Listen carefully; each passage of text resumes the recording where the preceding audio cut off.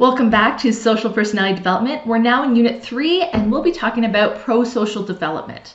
Before we launch into it, what we have to discuss is what we are using to define prosocial development and prosocial behavior. And this is a little bit more complex than you may expect because there tends to be different definitions of what we mean by the word prosocial in the literature. For starters, there tends to be a more broad definition of prosocial development that refers to anything that's really positively valenced. That is, anything that's considered to be really positive and friendly or adaptive. It's the type of behaviors that help you to be more accepted by others and to help strengthen relationships. These are also the types of behaviors we consider to be high in social skills. So we consider prosociality to be synonymous with being socially competent or high in social skills. And we tend to define prosocial behavior as doing things such as helping others. If you see someone fall down or you see someone frustrated, perhaps you lend a helping hand, or you share your things with them. You're showing generosity and caring through sharing, or just other types of kindness like smiling or listening or being patient, or just showing genuine concern for another person and showing them that you have their best interests at heart. So the broad definition of prosocial behavior is a wide net, and we can see there's lots of different things in there. And it can be so broad that it could be situational. There might be some behaviors that are considered adaptive and acceptable in some contexts, but not in other contexts.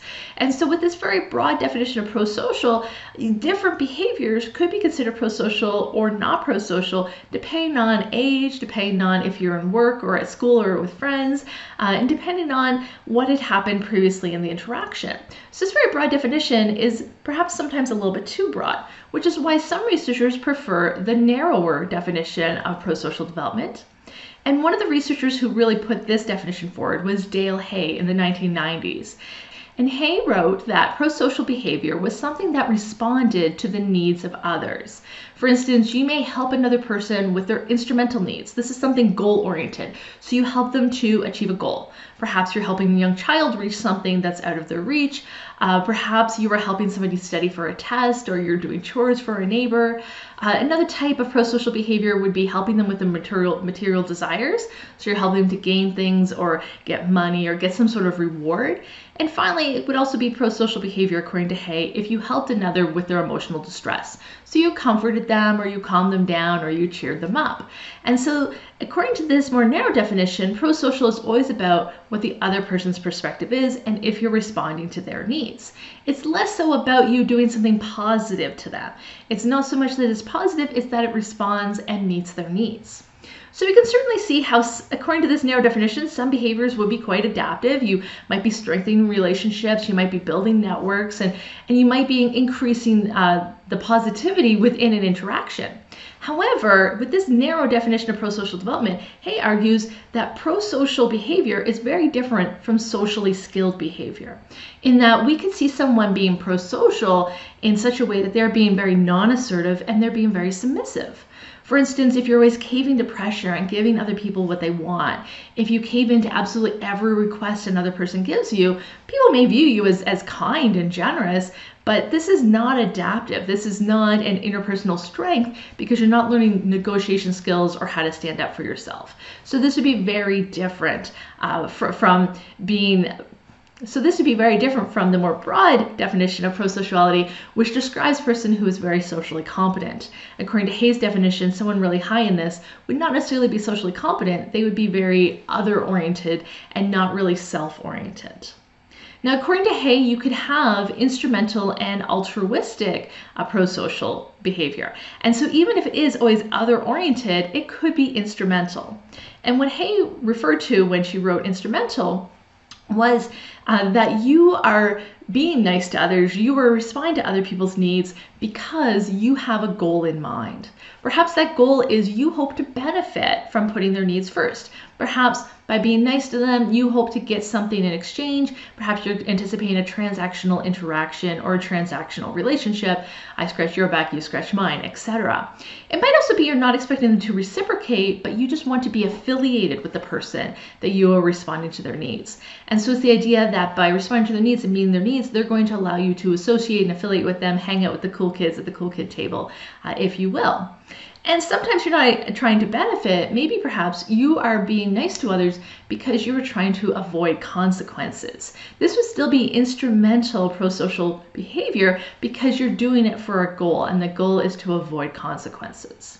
Now, certainly we can imagine times where instrumental prosocial behavior is quite ethical and it makes sense. We're trying to, we do this every day. If you're at work, you're going to be nice to your boss because you don't want to get fired, for instance. However, we can see when instrumental prosocial behavior is actually not so nice. And we can see it perhaps when somebody does something and it's a bit of a lip service or it's virtue signaling.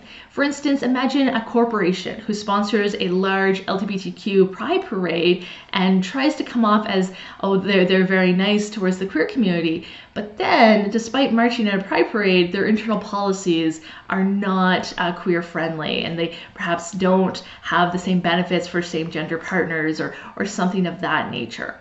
So we can imagine that they are just trying to seem like they're responding to others' needs and trying to respond to others' emotional distress and be a model in the community, but they're not actually following through on that. We see this a lot in pinkwashing and greenwashing efforts where a product is labeled as eco-friendly or labeled as being a feminine product or what have you, but it's really not, and it's just a mask, or sometimes they just color the product to try and market things. So that would be not so ethical, instrumental, prosocial behavior. And we can also see sometimes where you may offer to share something with someone and you respond to their needs and you're sharing, but you're only sharing so you can distract them and get something you really want. Or if it's very transactional, you're giving them what they want so you can get what you want, and what you're getting is bigger than what they're getting. And so we can see this a lot when politicians attempt to win our vote. They attempt to appease us, but they're not really going to follow through on their campaign promises. They just want our vote in exchange. So we can see that also as instrumental prosocial behavior according to Hay.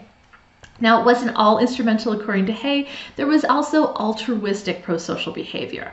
And altruistic prosocial behavior is the idea that you're not doing it with a goal in mind. You're not looking for prestige, but it is your desire to help, that you are helping others because you genuinely want to help others and you have genuine concern. And so maybe your goal is that you want others to be happy and safe. That would be very different than instrumental, where the goal is more about yourself and for you to benefit. We could get into the philosophical debate, is altruism even real? What if your goal is you just want to be happy and give yourself oxytocin and all the chemicals from helping out? But Hay did not get into that. Altruistic prosocial development was considered to be different from instrumental prosocial behavior because this was more aligned with your morality and your values. You didn't do it to get an award. You didn't do it to get recognition. You do it because you feel it's the right thing to do, and that is your sense of duty. So we can think of lots of examples of helpers in our community. We can think of medical doctors, we can think of volunteers, we can think of EMTs and ambulance attendants, we can think of police officers, and they may all be doing it for the status and the prestige of their career or the money, but they also might be doing it because they genuinely want to help.